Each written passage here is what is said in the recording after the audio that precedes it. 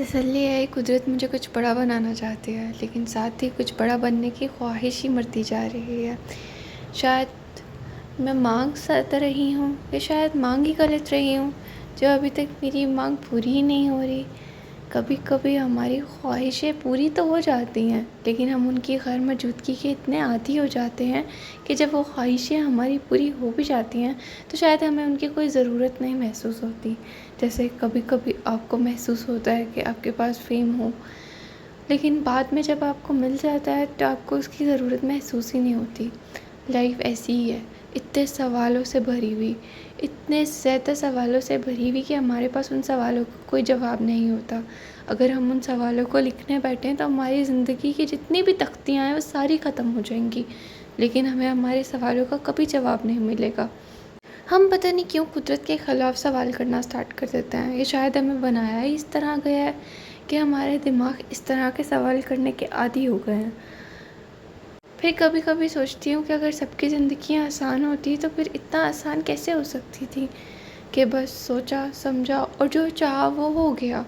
اللہ کبھی نہ کبھی تو سب سے امتحان لیتا ہے، کبھی نہ کبھی تو ہمارا صبر دیکھنا چاہتا ہے۔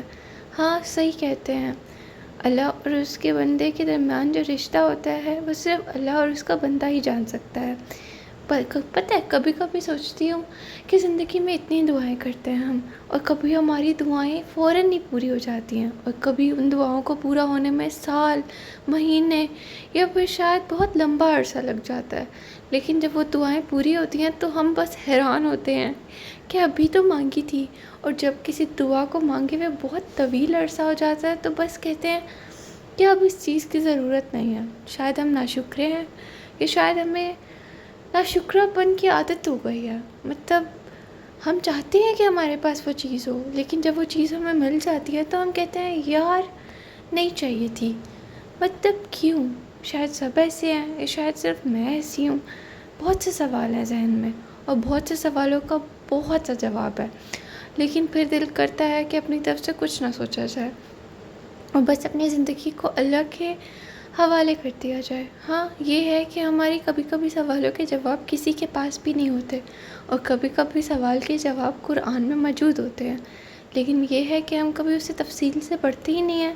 کبھی ہم نے جاننے کی کوشش ہی نہیں کی کہ قرآن میں ہمارے لیے لکھا کیا گیا ہے، ہمارے لیے حکم کیا ہے، یا ہماری خواہشیں کیا ہونی چاہیے۔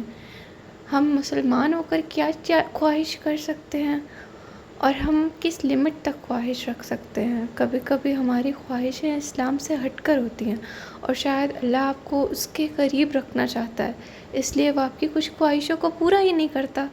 ہاں شاید یہی سچ ہے، کبھی کبھی اللہ چاہتا ہے کہ بس آپ اسی کے قریب رہیں، اور یہ چیز بہت اچھی ہے، اور جن لوگوں کو یہ چیز ملتی ہے وہ شاید بہت خوش رہتے ہیں۔